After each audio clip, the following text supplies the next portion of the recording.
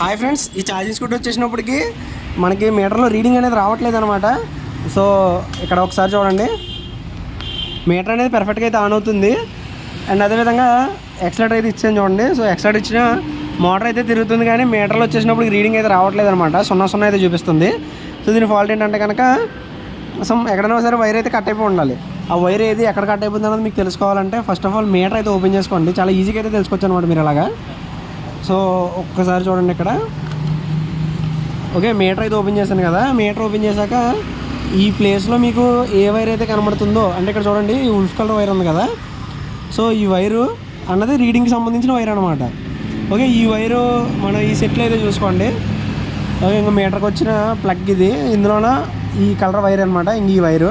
So ఈ వైర్కి ఆపోజిట్గా ఏ wire వచ్చిందో అయితే చూసుకోండి. ఈ వైర్ అయితే వచ్చిందనమాట. అంటే సేమ్ కలర్ వైర్ అనేది బయటకు కూడా వచ్చింది. ఇప్పుడు వచ్చేసినప్పుడు ఈ వైర్ మధ్యలో ఎక్కడైనా కట్ అయి ఉండాలి, లేదంటే కంట్రోలర్ కంప్లైంట్ అన్నీ అయి ఉండాలి.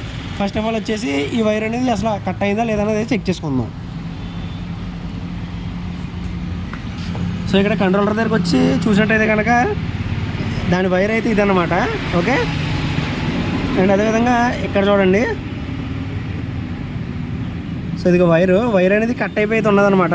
సో మీ ఎలకేదో వెళ్ళి లోపలికి వైర్ అనేది కట్ చేసింది.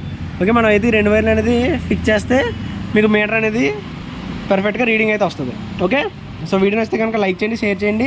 మరిన్ని ఎలక్ట్రికల్ రిపేర్ వీడియోస్ కోసం మన ఛానల్ అయితే సబ్స్క్రైబ్ చేసుకోండి. Thank you for watching.